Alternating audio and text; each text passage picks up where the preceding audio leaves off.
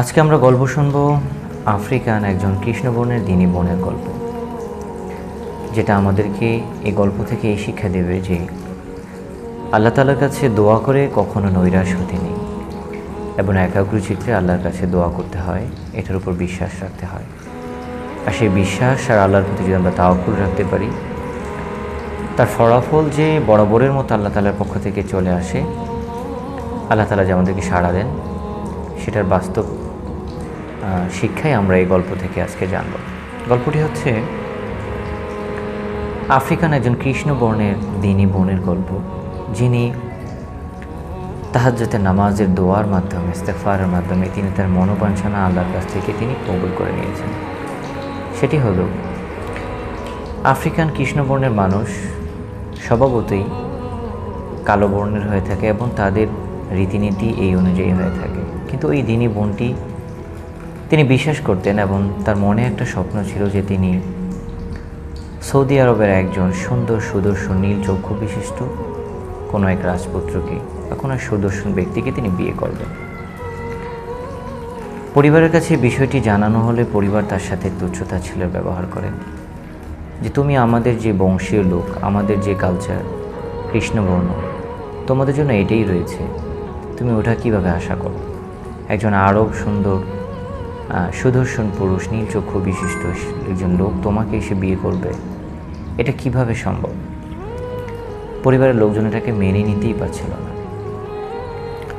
দিনী বোনটি তার পরিবারকে রেগে গিয়ে বলল, বিয়ে তো তোমরা আমাকে দিবে না, আল্লাহ তাআলা আমাকে বিয়ের ব্যবস্থা করবেন, তোমরা তো আর করবে না, এই জন্য তোমাদের অযথা চিন্তা করার দরকার নেই।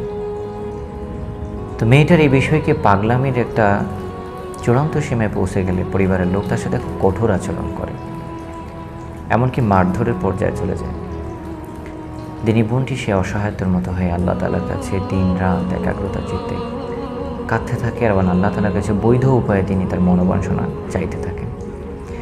প্রতিনিয়ত তাহাজ্জুদের নামাজে তিনি আল্লাহর কাছে কান্নাকাটি করে চাইতেন এবং সেই দিনী বোনটি তার পরিবারকে জানিয়ে দিয়েছিল, আমি 7 দিনের মধ্যে আমার সে কাঙ্ক্ষিত স্বপ্নের পুরুষ আরব সুন্দর সুদর্শন পুরুষের সাথে আমি এ বাসা থেকে বেরিয়ে চলে যাব।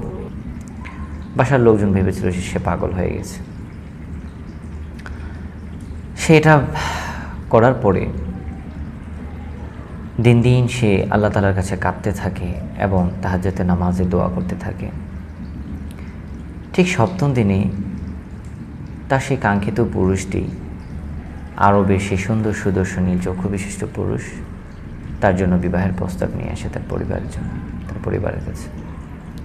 পরিবারের লোকজন সেই দিন হতাশ আবেগে আপ্লুত হয়ে মেয়েটির দিকে তাকিয়েছিল। মেয়েটির মা বলল যে আল্লাহ ছাড়া যদি পৃথিবীতে কাউকে সিজদা দেওয়ার অনুমতি থাকতো, তাহলে আমি আমার এই আল্লাহ ভীরু মেয়েটাকে সিজদা করতাম, যদিও যেটা করা যাবে না। তবে শিক্ষণীয় বিষয় হলো, মেয়েটির মা মেয়েটিকে জিজ্ঞেস করেছিল, তুমি কয়দিন আল্লাহ তাআলার কাছে কী বলে কান্নাকাটি করেছো, কী বলে দোয়া করেছো? মেয়েটি উত্তর দিয়েছিল, আমি সারাদিন আল্লাহর কাছে ইস্তেগফার পড়তাম এবং আল্লাহর কাছে দোয়া করতাম, আল্লাহ যেন আমার মনের ন্যাক আশাটা পূরণ করে দেয়, এবং সারাদিন ইস্তেগফার পড়তাম, রাতে তাহাজ্জুদ আল্লাহর কাছে দোয়া করতাম। তো আল্লাহ তাআলা আমাদের যে কোনো বৈধ জিনিস আমরা যদি আল্লাহর কাছে চেয়ে থাকি, আল্লাহ তাআলা অবশ্যই আমাদেরকে সেটা পূরণ করবেন। কিন্তু বিষয়টা হচ্ছে আমাদের ইখলাসের সাথে, আল্লাহ তাআলার প্রতি বিশ্বাসের সাথে আমাদেরকে আল্লাহকে ডাকতে হবে। আল্লাহ তাআলা আমাদের সকলের মনের ন্যায় উদ্দেশ্যগুলো পূরণ করা তৌফিক দান করুন। আমিন।